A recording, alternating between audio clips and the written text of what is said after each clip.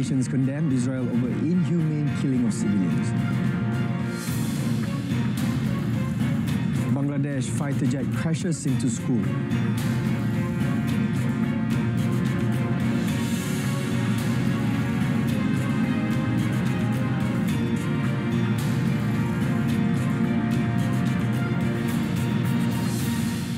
Good afternoon and salam Malaysia Madani. This is World Today. I'm Sahih. More than 24 Western countries called for an immediate end to the war in Gaza, saying suffering there had reached new depth as Israel's military expanded its operation to the central city of Deir al-Balah. After more than 21 months of fighting that have triggered catastrophic humanitarian conditions for Gaza's population, Israeli allies Britain, France, Australia, Canada and 21 other countries plus the EU said in a joint statement that the war must now end. The signatories added that the suffering of civilians in Gaza has reached new depth, urging a negotiated ceasefire, the release of hostages and the free flow of much-needed aid. The Western plea came with Deir al-Balah under intense shelling after Israel's military ordered residents to leave, warning of imminent action in an area where it had not previously operated. Between 50,000 and 80,000 people were in the area when the evacuation order was issued. The Western countries also denounced Israel's aid delivery model in Gaza, saying it is dangerous, fuels instability and deprives Gazans of human dignity. They condemned the drip feeding of aid and the inhumane killing of civilians, including children, seeking to meet their most basic needs of water and food. The UN has recorded 875 people killed in Gaza while trying to get food since late May, when Israel began easing a more than 2-month aid blockade.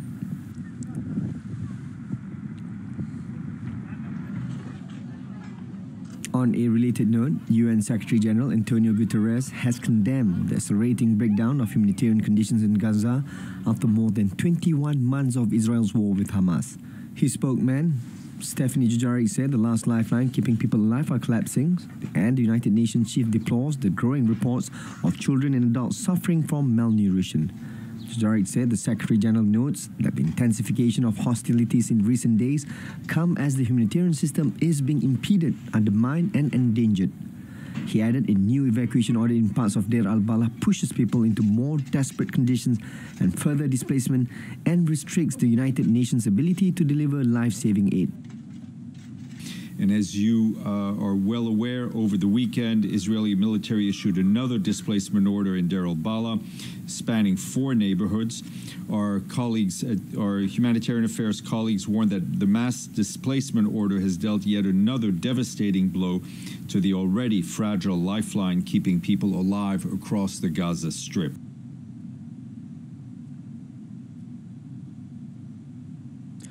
Meanwhile, the World Health Organization said its facilities in Gaza had come under Israeli attack, echoing the calls from the Western countries for an immediate ceasefire as Israel expanded military operations to the central city of Deir al-Balah. WHO Chief Tedros Adhanom Ghebreyesus said the Israeli military had entered the UN agency's staff residence, forced women and children to evacuate on foot, and handcuffed, stripped and interrogated male staff at gunpoint. He said 32 WHO staff and family members had been evacuated to the agency's office once access became possible. At the same time, 2 WHO staff and 2 family members were detained, and while 3 were later released, 1 staff remains in detention. Tedros said the WHO demands the immediate release of the detained personnel and protection of all its staff. Tedros, who also condemned an attack on the WHO's main warehouse in Deir al-Balah, stressed that a ceasefire is not just necessary, but it is overdue. He highlighted that the warehouse was within the evacuation zone and was damaged when an attack caused explosions and a fire inside. With the main warehouse non-functional and the majority of medical supplies in Gaza depleted, the WHO is severely constrained, inadequately supporting hospitals, emergency medical teams and health partners, already critically short on medicines, fuel and equipment. Hundreds of Bedouin civilians were evacuated from Syria's predominantly Druze city of Swida as part of a truce meant to end days of bloodshed in southern Syria. With hundreds reported killed, the violence in the southern province of Sweden has posed a major test for interim President Ahmed al-Shara, drawing Israeli airstrikes last week and deepening fissures in a country fractured by 14 years of war. A ceasefire took hold as Interior Ministry security forces deployed on Sweden's outskirts. Ambulances, trucks and buses ferried hundreds of Bedouin civilians, including women, children and wounded people, out of Sweden to nearby displacement camps. A member of the Syrian security forces overseeing the evacuation said the initial batch included some 300 Bedouins and a second group of about 550 civilians will be evacuated within the next 24 hours if the situation remains calm. The next phase would see the evacuation of Bedouin fighters detained by Druze soldiers and the transfer of bodies of Bedouins killed in the fighting. Syria state news agencies said a total of 1,500 Bedouins would be evacuated from Swida city. Citing Ahmed al-Dalati, head of Syria's internal security forces in Sweden, state media said the forces would also facilitate the return to Sweden of others displaced from the city. In a related development, US President Donald Trump was caught off guard by Israel's strikes on Syria last week. White House spokeswoman Caroline Leavitt stated that the matter was discussed with Israeli leader Benjamin Netanyahu. Israel had launched strikes on the capital Damascus and the southern Druze, saying it aimed to put pressure on the Syrian government to withdraw its troops from the region amid sectarian clashes.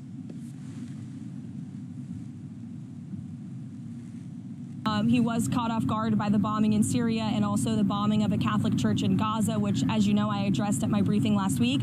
And in both accounts, the president quickly called the prime minister to rectify those situations.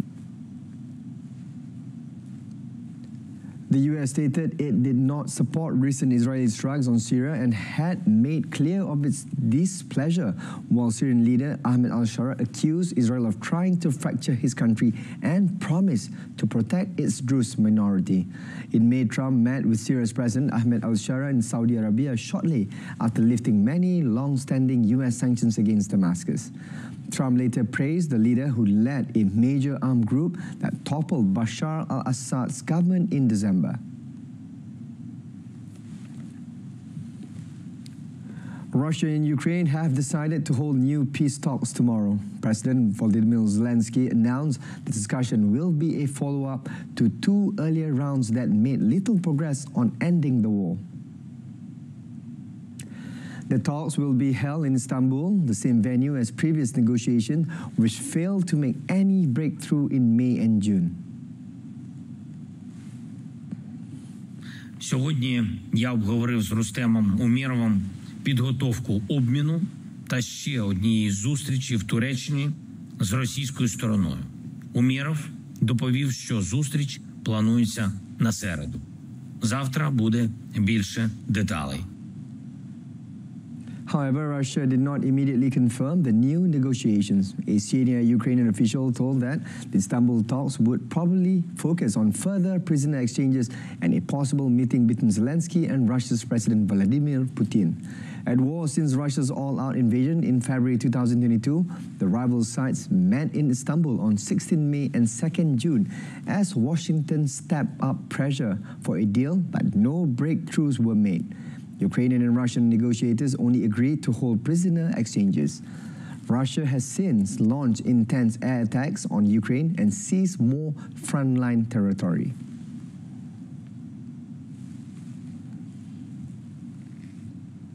On a separate note, Ukraine Foreign Minister Andriy Sybiha stated that peace talks must involve Volodymyr Zelensky, Vladimir Putin and Donald Trump.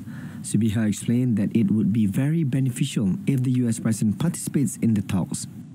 І дуже важливо, щоб ці зустрічі, можливі зустрічі у разі узгодження можливої дати, щоб вони були предметні, щоб інша сторона мала мандат обговорювати ті найголовніші питання: закінчення війни, досягнення перемир'я. Поки що ми цього не бачимо, тому одна з пропозицій була, щоб дійсно ми мали змогу обговорювати такі стратегічні питання, провести зустріч на рівні Зеленський, Путін за участю, це би було дуже добре, президента Трампа, лідерів Європи, президента Ердогана. Iran has no plans to abandon its nuclear program, including uranium enrichment, despite severe damage to its facilities after U.S. strikes last month.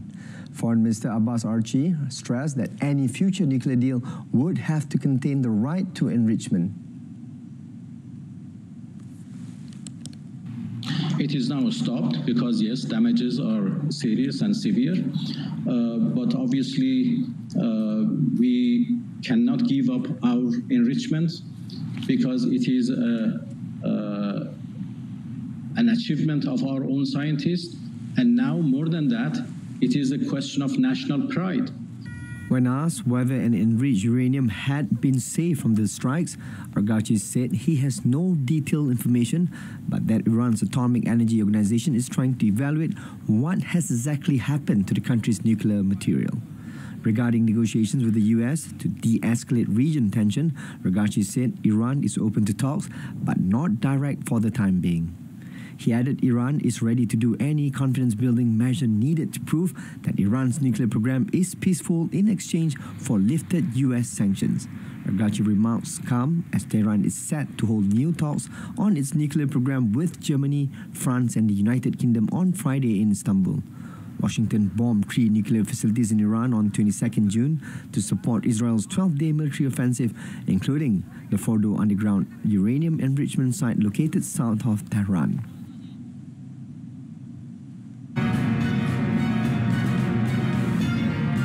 Still ahead, Philippines Marcos to meet Trump, hoping to secure trade deal.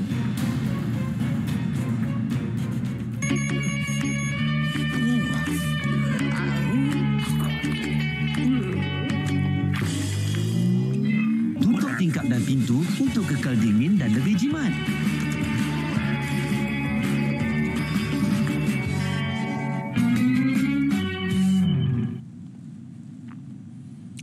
A Bangladeshi fighter jet crashed into a school in the capital Dhaka, killing at least 27 people and injuring more than 170 in the country's deadliest aviation accident in decades.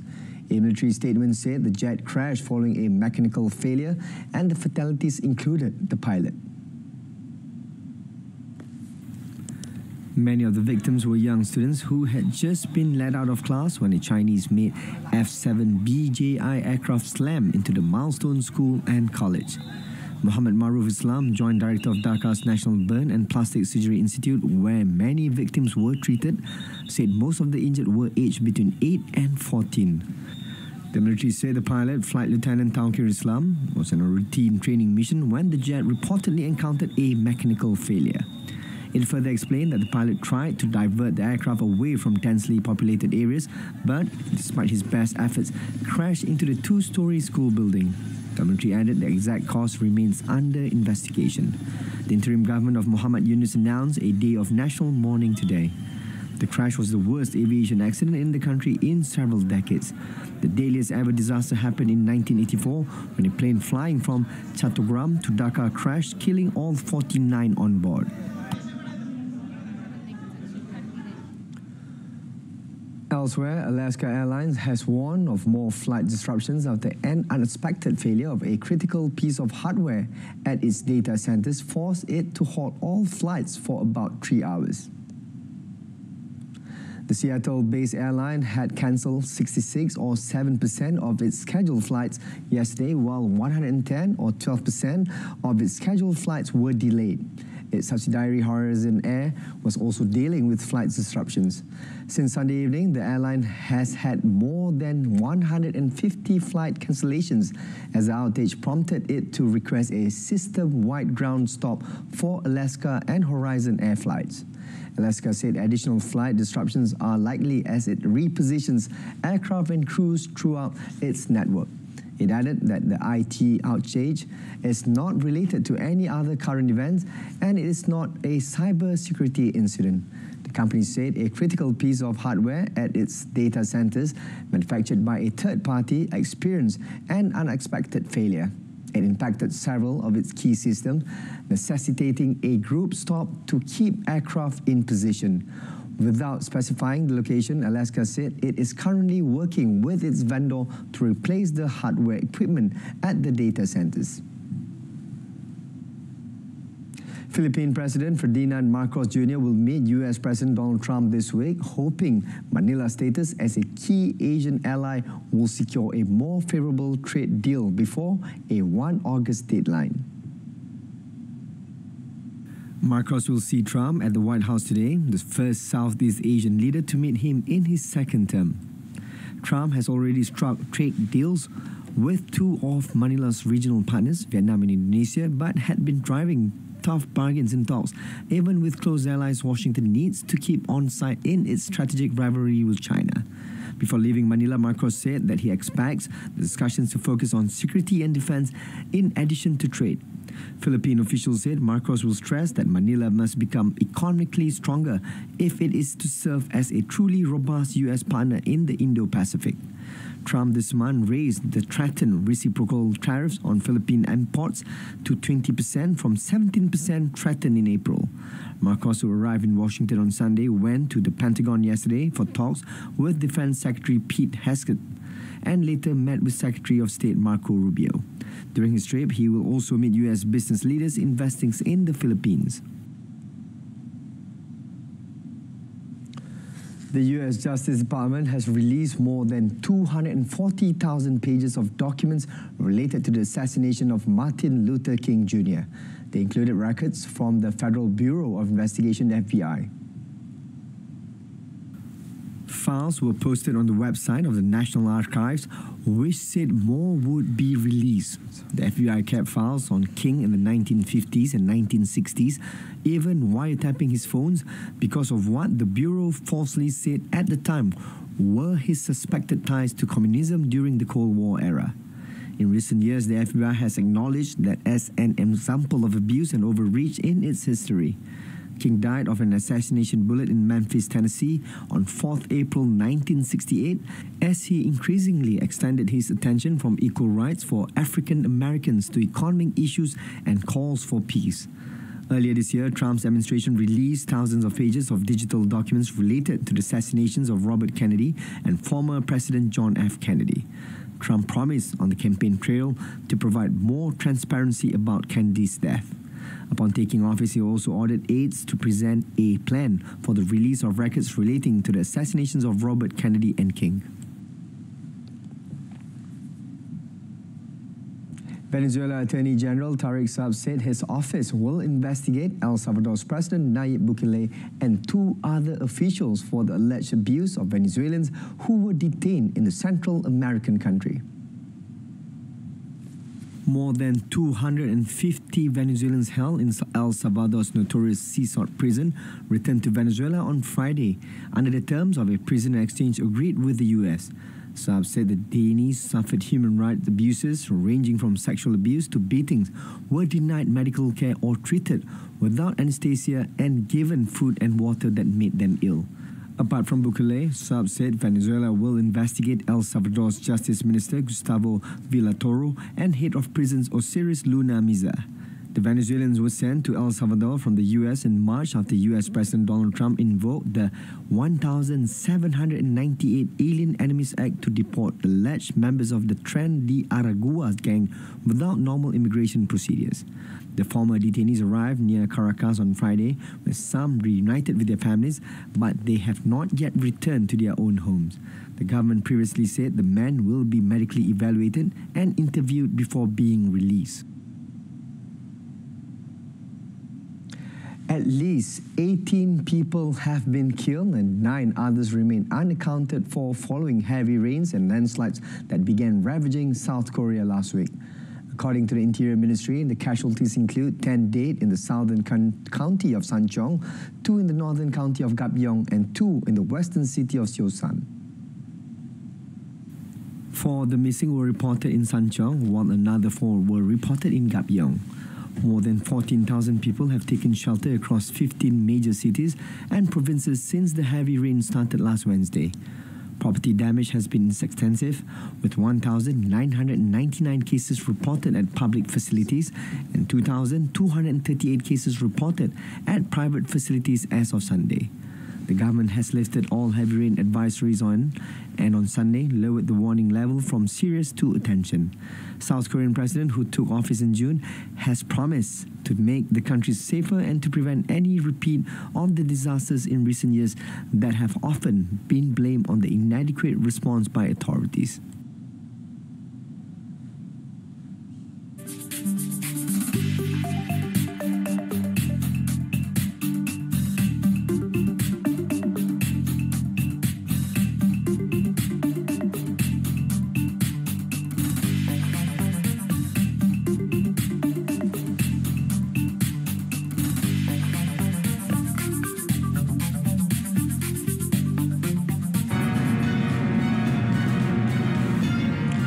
Next up in sports, Azim and Umar advanced to the World University Games semis.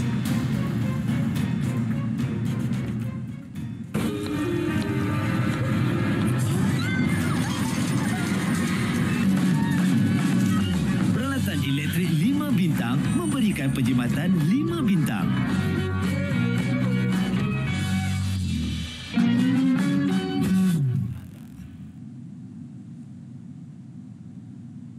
National A sprinter Muhammad Azim Muhammad Fahmi breezes into the semi-finals of 100-meter men's sprint event at the World University Games 2025 in Berlin, Germany. In the Heat 7 event, Muhammad Azim takes the first place with 10.57 seconds, beating Holhid Nawadi from South Korea and Canadian Nicolas Downhus. Muhammad Azim in lane 6 managed to outsprinted second place Nawamadi and third place Downhus by 0.04 seconds and 0.15 seconds respectively. The bronze medalist of 2022 Hangzhou Asian Games became the sole representative for Malaysia in the event after compatriot Alif Iman Muhammad Fahimi failed to qualify in the Heat 5 qualifying round. Earlier in the women's 100-meter event, Noor Afrina Batrisha failed to qualify for the next round after finishing 5th with 12.32 seconds. Meanwhile, Southeast Asia's sprint king Omar Osman blazed into the semi-final of the 400-meter event. He finished 4th and recorded 46.97 seconds, becoming the 3 fastest runners among those who are not the first 3 finishers in each heat who qualify automatically. The fastest qualifying time was recorded by South African sprinter Lith Pillay, which was 46.25 seconds.